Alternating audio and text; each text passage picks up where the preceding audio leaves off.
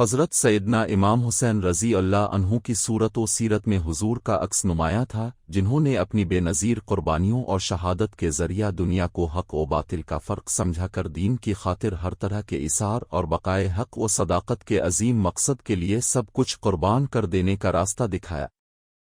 حق کو حق کہنا اور باطل کو باطل کہنا، یقین و توکل، عزم و استقامت، جرأت و ہمت، شجاعت و حوصلہ مندی اور صبر و رضا کا کوئی تذکرہ ہو وہ حضرت امام حسین اور واقعہ کربلا کے اولین حوالے کے بغیر نامکمل رہ جاتا ہے۔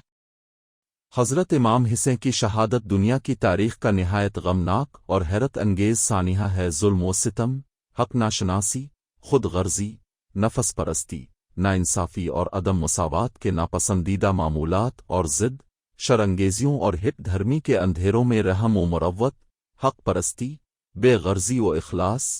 عدل و انصاف اور ایثار و وفا کے چراغ جلاتے رہنا ہمیشہ ہی اہل حق و صداقت کا شعار رہا ہے۔ حضرت امام حسین اور آپ کے اقربا و انصار نے ان تمام محاسن اور خوبیوں کے اجالوں سے عمل کو ہمیشہ کے لیے تابناک و منور بنا دیا۔ قیام حق و انصاف اور تدارک ظلم و استبدد کے لیے جد و جہد اور مخلصانہ کاوش کرنے والوں کے نزدیک عددی قوت یعنی قلت و کثرت کوئی معنی نہیں رکھتی۔ حصول مقصد کی اہمیت ہوتی ہے، فتح و کامیابی مقصد حق کا پا جانا ہے۔ حضرت امام حسین نے اس مرکہ حق و باطل میں جام شہادت نوش کر کے جو ظفر مندی پائی ہے، اس کی حقیقت سے ہر صاحب نظر خوب واقف ہے اور قیامت تک جملہ حق پسندوں کو اس کا صحیح احساس رہے گا۔ کربلا کی جنگ نے واضح کر دیا کہ کثرت تعداد، سامان حرب اور جنگی طور و طریق اہل حق کے عزائم پر اثر انداز نہیں ہو سکتے۔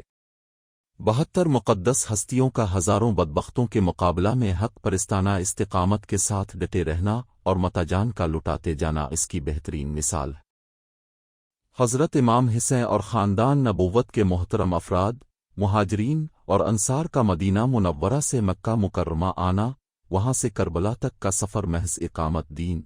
تحفظ شریعت مطہرہ اور ظلم و تشدد کے خلاف عملی جدوجہد دراصل حق پرستانہ کاوش اور ابطال باطل کے لیے بے نظیر اقدام تھا۔ حضرت سیدنا امام حسین صلی اللہ علیہ وسلم نے اپنے شایان شان اقدام کیا، سچائی کی خاطر اپنی گردن کٹوانا منظور کر کے ثابت کر دیا کہ بڑے لوگوں کے کام بھی بڑی نوعیت کے ہوا کرتے ہیں۔